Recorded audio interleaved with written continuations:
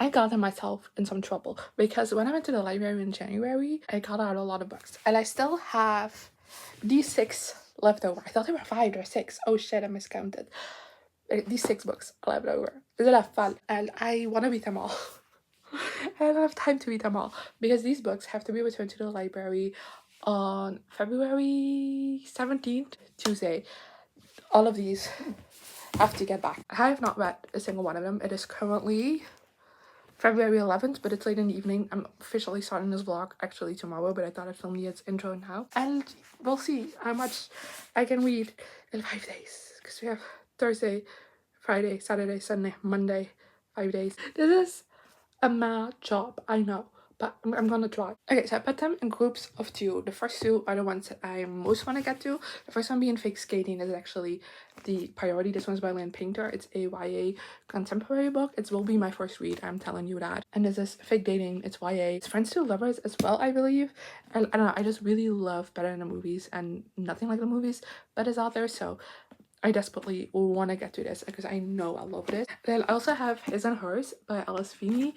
I got to this because of the Netflix adaptation that came out in January, and I wanted to read this before watching it, and I've been putting off watching it because I have not gotten the time to read this. And since then, I have heard that the book is much better than the show from people who have read and seen both, and not just in like a typical the book is always better, but like in generally there were some major changes made to the show, so that makes me very excited to give this a read. Check it out, it's an adult thriller. And I have 2 books by authors that I've read and really enjoyed before, and I have semi-recently, so these aren't their most recent release, I believe. So the first one is One Perfect Couple by Ruth. Ware. This one I've actually had out from the library before, and I just didn't get around to reading it, sadly enough, but this time I kind of do want to get to it. I believe, if I remember, this has a reality TV show type setting as well, which I love. So yeah, this is another mystery thriller. All of these, not all of these are gonna be, that's a lot. Then I have Middle of the Night by Riley Sagar, which is, yes, this is another adult thriller. I actually don't know that much about this. I know this has gotten very mixed reviews, I believe, but still a lot of positive ones from some reviewers that I trust, and I feel like my opinions on Riley Sagar don't always mix with the most popular opinions, so I'm really excited to check that out. And then I have 2 wildcard books that I have heard good things about, so who knows. Let me just wrap this up on a mystery thrillers. I also have The Boyfriend by Freida McFadden. I've been wanting to read a Freida McFadden for so long, but I don't want to spend money on it, so I want to get this from the library, but they've all been lent out just like constantly. So when I saw this, I immediately grabbed it, especially because Back in the Books, whose videos I love, give us 5 stars, and she's also like me, like I like a mystery thriller every so often, but it's not like my main genre, so for to have a 5-star within the genre is just very difficult. So when she gave this book 5 stars, I knew I had to pick it up, and I have to say the premise does sound a little bit intriguing to me. So, and at least from what I've heard from Freida McFadden, I think this is going to be conducive to this video, because I at the very least expect this to be a very quick read.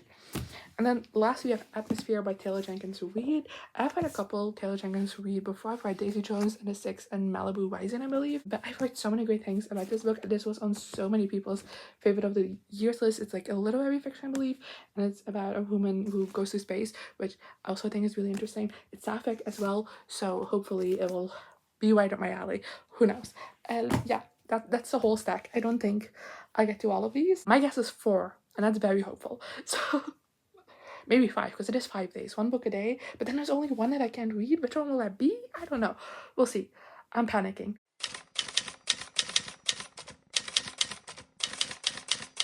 Hello, it is Thursday, and I'm 100 pages into Fake Skating, so I thought I'd tell you about it. This is a YA contemporary romance following Danny and Alec, who as children used to be really close because Danny's grandparents lived opposite of Alex's house, and she, like, her dad is in the military, so each summer she would spend with her grandparents, because for the rest she'd always be all over the world. And because she spent so much time with her grandparents, she also spent a lot of time with Alec, and they grew up being childhood best friends until her grandparents got into like a big fight with her dad, and that kind of separated the family, kept Danny from coming each summer.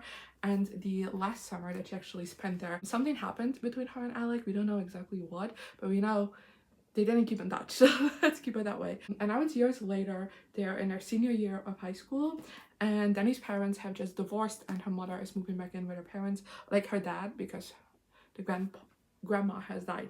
she's moving back in, and so Danny is now living with her grandpa. The grandpa has moved, so they're not across the street from Alec anymore, but she is now going to the same high school as Alec, and she barely recognizes him because he used to be like a very like nerdy boy just like her, except she's a girl. But now he's like the star jock, like the star hockey player of the high school, and she doesn't understand it at all. But I know from the synopsis that circumstances will lead them to have to fake dates, although I have not gotten to that point, so I don't know what the circumstances are. All I know now is that they're not getting along. And yeah, 100 pages in, and I don't know how to feel about this yet because I want to say this is fun, but I really dislike Danny. Like, she's pissing me off so much, man. The way she just assumes the most negative thing of everyone is so annoying.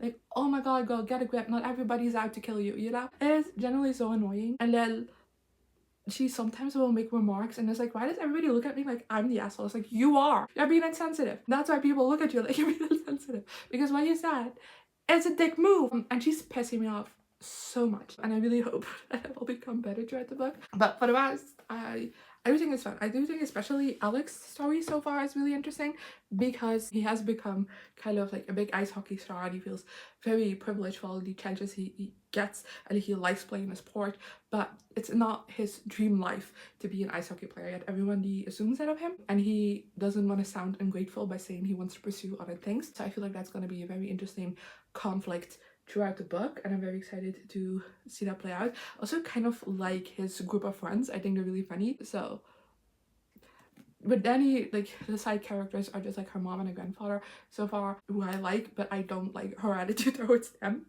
So that's more complicated, but like she hasn't really put in the effort at all to try and make friends, even though other people have. So it's just, I don't know.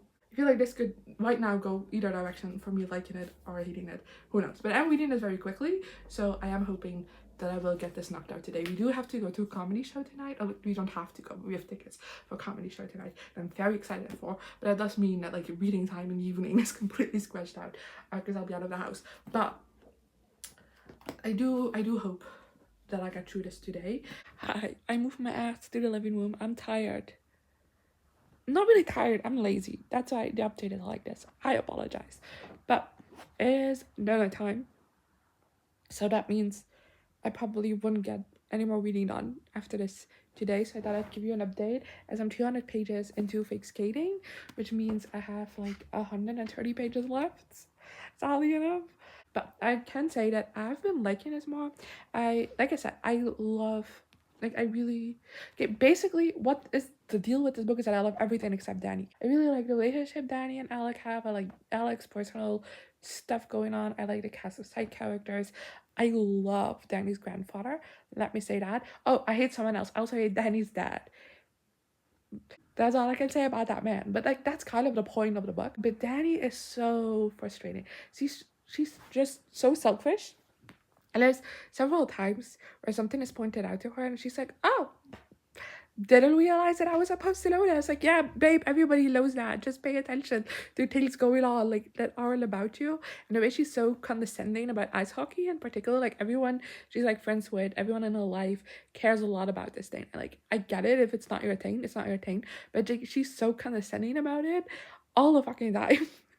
And she's surprised when people kind of like react, like not pissed at her, but like a little like, oh, you know? It's like, yeah, because you're condescending about the thing they love. And I don't know, I feel like everything has to be around her, and like she doesn't really care about anything that isn't about her, and it's so annoying.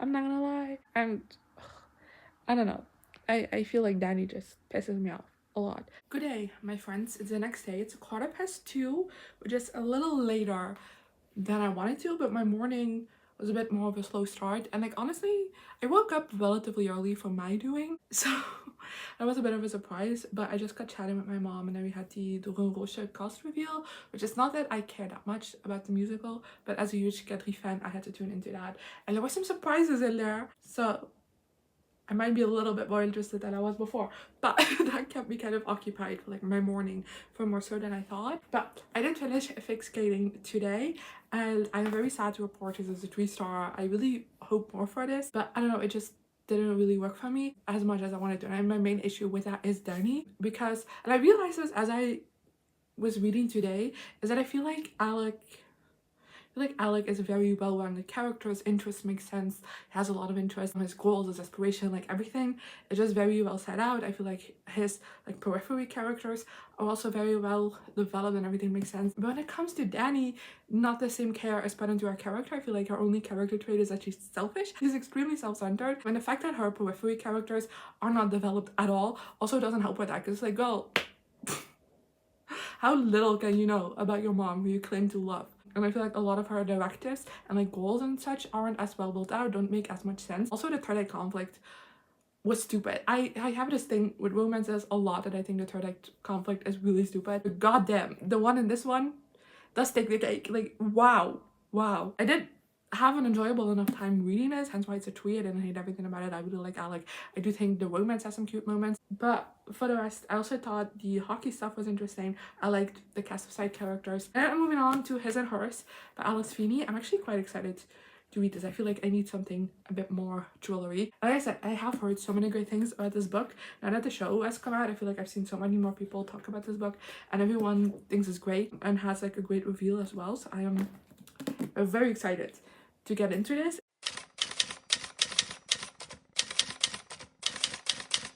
Hi, so it is Saturday. Happy Valentine's. How you doing? I hate to disappoint you, but I barely read anything yesterday. I don't know what it was, but my brain just was not computing for some reason. I don't think I even read 100 pages of His and Hers. Whoops. But I did finish His and Hers today by Alice Feeney. I was gonna give you an update while I was reading it, but honestly, I didn't really have much to say, and I still don't. I don't really think this is a great book, if I'm gonna be honest. I didn't really particularly care for it. But in this book, we start things off with this murder happening in this like very small town where like almost nothing bad ever happens, and we follow 2 main characters. Anna, who is a BBC journalist who's also from the small town, coming in to report on the crime, and then we follow Jack, who is a detective in the police corps that is obviously investigating this murder. But both of them have connections to the murder victim, and most importantly, they have a connection to each other. So that's kind of the entire setup of this book, because honestly, for the longest time in this book, nothing happens. So I feel like anything that I will give you that is a bit blah is spoilery, because it doesn't come in until like after the second half. And I don't know, I wasn't a big fan of this. I don't really get the hype for this, honestly, because I also don't think it was super well written. It wasn't badly written, but the writing just felt so clunky at times, where we would transition into like flashbacks or something. It kind of just felt like we were jumping around, and it didn't really feel as cohesive for such a one part of it, which also made it a bit difficult to get into, in my opinion. I feel like the characters are extremely flat. Like, I know nothing about them at all. And then I do also just feel, like I said, at times the writing was just clunky in the way it was trying to make both of our leads kind of a bit suspect, and it would just like try to be subtle about like dropping a clue, but it was the most unnatural conversation or memory or like whatever, that it's like, oh, you want me to notice this, you want me to find this character suspicious. That just, I don't know, I wasn't the biggest fan of. And then I also have to say that the reveal just was so stupid. You know that scene from Glass Onion, the Nice Ivan movie, of it's dumb, it's like so dumb it's brilliant. It's like, no, it's just dumb. And that's how I feel about this twist, because I'm sure people think it is like so like stupid in a way that it's become brilliant. It's like, no, it's just stupid. It doesn't make sense. But sure, let's go with it. I didn't hate reading this book. I read this really quickly. Like I said, I didn't even get to 100 pages in yesterday, and it's, what is it, 4:30? So I actually read this relatively quickly, and once I got into it a little bit and got used to like the clunkier writing style, I did fly through it, and I do think it had some interesting ideas. I just don't think the execution of it was the most well done, if that makes sense. Anyway, what I'm gonna be reading next is The Boyfriend by Freida McFadden, which wasn't my original plan to read next, but I just feel like I need something that's gonna completely grip me, because that's also something I felt missing with this book, and something that's gonna suck me in, and no matter if it's good or not, I'm gonna fly through it. And I feel like, from what I've heard of Freida McFadden books, this will deliver exactly that.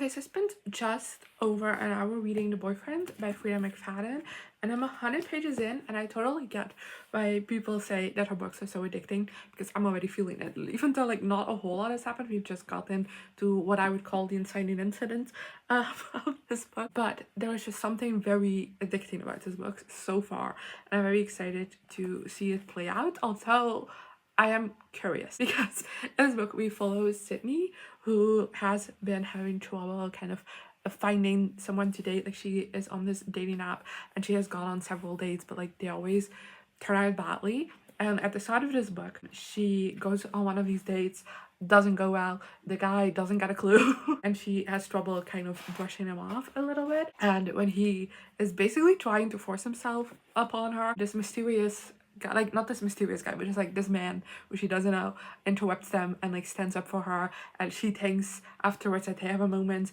but like he doesn't really do anything. So she goes away from that interaction, gets back home, and over the next couple of days she finds herself like still thinking about him, crushing on him, and not really knowing, because they didn't exchange names, even not even knowing like how of when she'll ever see him again. But while all of this is going on and she's trying to find this guy that she has like this crush on, her best friend got murdered. And why right now we do get the reveal that that murder from a friend is being linked to a serial killer who, and this I know from the synopsis because they're still explaining it, but the serial killer who has killed several women, that right before they were murdered got a new boyfriend that nobody like really knew anything about. And that's the same for our main character's best friend. But then in between the storyline, we also follow Tom in a past present line storyline, and that's when he's a teen and in his first like relationship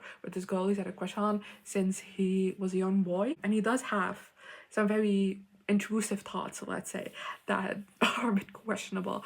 And at the same time that this is going on, there's also a girl from the school that's gone missing. So I'm presuming there's gonna be a little bit of a mystery there, and like that Tom guy might be involved in a present day storyline in some way or another as well. And I'm not gonna lie, I know Freida McFadden is known for her like very shocking twist, to the point that I've seen some reviewers say like, of course the review is the reveal is shocking because there was nothing to lead up to it, so that isn't necessarily like good thriller writing. But to me, this book seems very straightforward so far. Even I feel like from the synopsis, I think you can take a guess. So I'm very curious, mainly. I feel like because it seems so obvious, it is keeping me hooked and trying to figure out what actually is going on, because like it can be this obvious. You know what I mean? And even then, like it just reads so quickly, so addictively. So I totally get the appeal for this author already just on the pages in this book, and I'm actually itching to get back to it. So some of the stuff I had to get done ended up taking a little bit longer than I planned, but it's now just past 11 p.m. and I'm clocking in for the night. I'm tired, but I reached page 224, which means I have like 125 pages left to wind it up. So it's a little bit less actually than that. I'm definitely confident I'll be able to knock that out tomorrow early morning, depending on when I wake up though, because I'm flying through this book generally. And the thing that's keeping me most hooked is, like I said, I feel like the whole thing is so fucking obvious. But it can't be that, right? Because like even the tagline on this book is, she's looking for the ideal man, he's looking for his next victim. I feel like it's everything is just making it a little bit too obvious, like a little bit too on the nose, that I don't trust it. But also, I generally don't see another option. So I'm very curious. So it's what's going on. You know what I mean? I thought I had this book figured out, and then just now something happened that I didn't see coming. So I'm gonna film my reaction to the rest. What? We're coming back!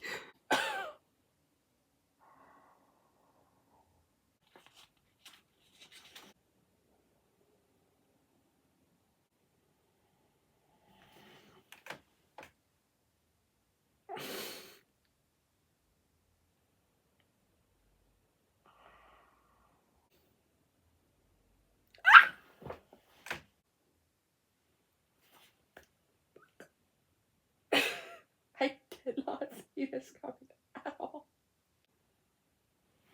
Oh, this is getting weird. Go.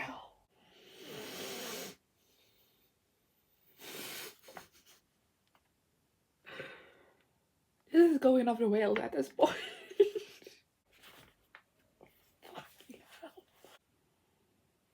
Let's go. No! No, don't do this. Don't do this. Don't do this. I'm confused.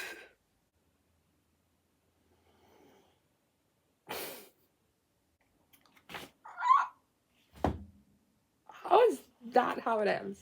Hi. So as you can tell, I finished The Boyfriend by Freida McFadden. I'm giving it 4 stars. It was so much fun. I definitely get why Freida McFadden has gotten popular. And also I get all the complaints against her because is this the best written book you've ever read? Definitely not. Far from. But did I have so much fun reading this? Yes. Yes, I did. This was such a fun read. Such an addicting read. It's not perfect. Like I said, the main character is kind of stupid. Ella becomes more egregious as the book goes on. It's just like it's becoming fairly obvious that something's going on here and you're not picking up on it. And I do think there are some things about the ending that are a little bit unsatisfying to me. I don't know. I'm not gonna say it because it's spoilery, but I would have liked things to go down a little differently, which might have been obvious from my reaction. I don't know. But that twist definitely shocked me. And what I like about it is that it's actually not that far-fetched. Is it something that was clear from the beginning? No, absolutely not. I don't think if you would reread this book, you'd be picking up on clues. That's impossible. But I do feel like typically when that's the case in thrillers or mysteries, it just pisses me off because it's like, okay, nobody would have thought of this ever. And just unrealistic that ends up being a thing. And even though I don't think there's clues throughout this book, it is kind of a thing that's like, oh yeah, that does make sense if you think about it for a little bit. But my next read is gonna be Atmosphere by Jenkins. I don't know why I'm doing it like this. This is not helpful. But I've heard great things about this book and I'm excited to read it.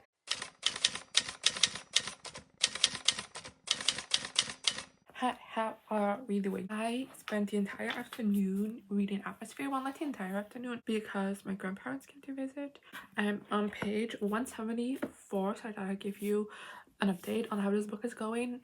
And honestly, I don't know how this book is going, but I don't know what it's about. It follows Joan in 1980 when she is a scientist, specifically an astronomist. And in 1980, she sees this big kind of like call for female astronauts, so like for female scientists and such to become astronaut, to sign up for NASA to sign up to become astronauts because up until then, like not a single female has gone into space. So she is like, wow, this is like an opportunity for my dreams. So she decides to set up and she gets selected to become a trainee for an astronaut, and we just follow her being trained so far and also kind of falling for one of our other fellow trainees, Vanessa. As the first time she has found herself not just falling for someone but falling for a woman specifically as well. And then we also follow a timeline in 1984, I believe. Let me quickly check. Yeah, in 1984, where Vanessa is on a mission in space and things are going on, and Joanne is in the command center, like on Earth, and she is kind of the person that's in charge of communications with the spaceships. But that's like very like smallly interspersed in between. Like the main story is the training in 1980, but I quite like it. I don't really have that strong of an opinion on it though. I think the romance between Joan and Vanessa is definitely interesting. I feel like it's very sweet in a way. I think it's a very interesting book, but I'm also like not like super invested in it or like super gripped by it or something. I don't know. It's hard to explain. But yeah, I am gonna try and read as much of this as I can today because it would be kind of cool to finish 2 books in one day, you know? Okay, so it is a little before 11 p.m. and I will say I am tired now, but I did finish Atmosphere. This is a 3-star. I feel like I gave you most of my opinions on it in my previous update. It hasn't really changed that much. I don't know. I technically there's nothing wrong with this book. I don't have critiques of it necessarily, besides the fact that I felt like it could drag a little bit and I would have liked a bit more character development, but for the rest I thought it was perfectly fine. and I was very interested in it. There were parts of it that I was captivated by. I don't know, I just never really felt like I got super invested in this. Like towards the end it gets a bit sad and I recognized that but also felt nothing. So I don't know, therefore it felt a bit more like a tree. Whereas like technically there's nothing wrong with this, but it just did nothing for me, if that makes sense. So yeah. I did it. I finished 2 books in a day, which was my goal. I'm really tired now. I feel like there's too many words in my brain, but I'm definitely still reading tomorrow. And I think what I'm gonna pick up is Middle of the Night next by Riley Sager, just because this is shorter than One Perfect Couple.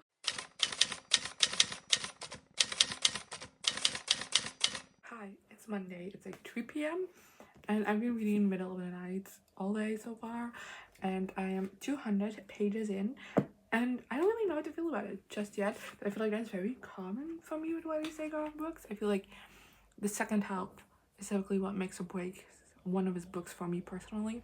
So let me just tell you what this is about. In this book, we follow Ethan, who when he was 10 years old, during summer break, he and his best friend would camp in his backyard every Friday evening. And on one of these evenings, Ethan woke up and Billy, his best friend, was gone. The tent had been cut open and Billy had been kidnapped. And the investigation into this case went cold like relatively quickly because there was just no clues anywhere and like no suspects. So really seems like Billy just disappeared out of nowhere. And this book picks up 30 years later when Ethan is moving back to this cul-de-sac that he came from, and he's moving back into his parents' home because they have retired to Florida and they don't want to sell the house. So Ethan is living there now. And Ethan has struggle sleeping. He's had so since, you know, what happened all those years ago. And a week in him living there, during the night, some weird stuff happens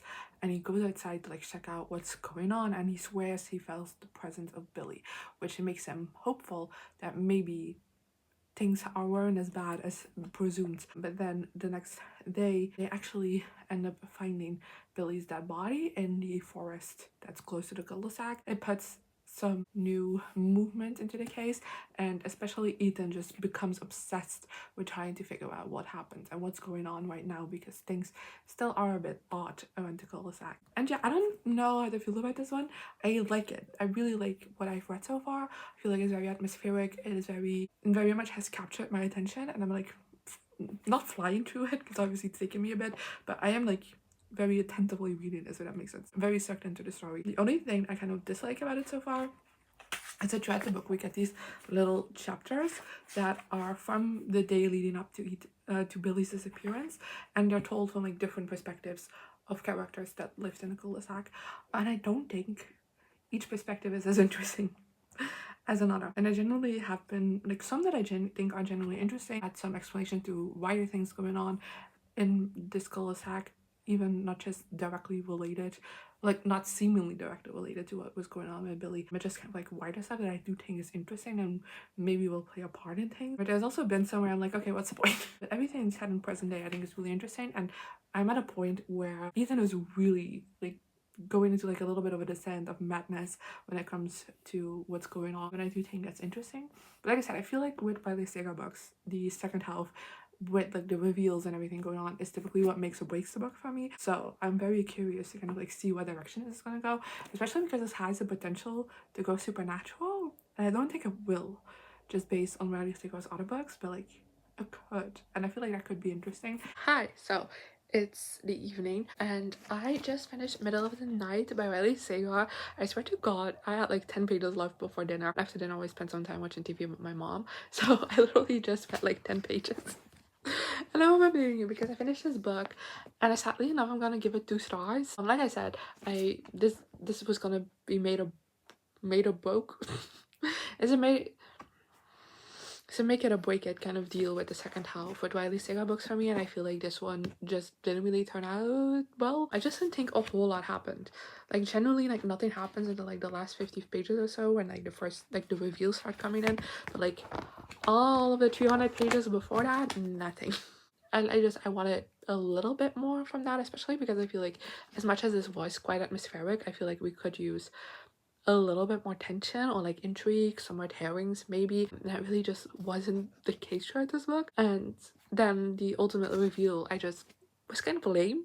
You know what I mean? Sometimes you read a reveal and you're like, oh. And not in a positive way. It just, I don't know. I wasn't the biggest fan of it. But that does mean we're reaching the final book, One Perfect Couple by Ruth Ware. And I'm gonna think, girl, you're not gonna read this in one evening. And girl, I know. But I don't know how everyone else's library does things, but my library is open in the morning until noon, and then they close, and then they open again at 3:30. And because my mom is typically like busy in the mornings, we always go in the afternoon. So that means I have until 3:30 tomorrow to read this book, which is most of tomorrow as well, you know? So I think I can do that. It's very dangerous to say I know that, but I do think with time this evening and then all of tomorrow until 3:30, I think I can do that. Is that my toxic trait coming out? Maybe, but I do genuinely think I can do that.